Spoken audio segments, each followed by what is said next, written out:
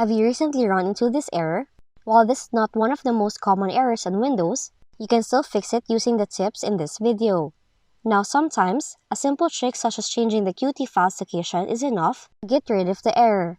For you to do it, open File Explorer, select this PC, search for the following, and then when Windows finishes the search, right-click on it, head to Open Folder Location, navigate to this location, copy the Platforms folder, make a new search for the site packages, and then open the folder. There, you have to paste the Platforms folder, and Windows will warn you that there's already a folder with the same name.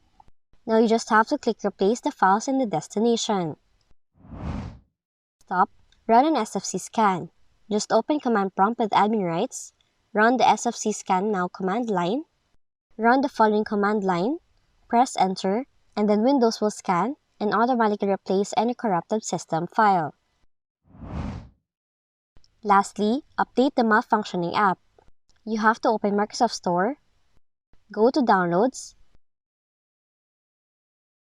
and here you will see a list of available updates. You can update the apps individually, or you can also click Get Updates to update them all.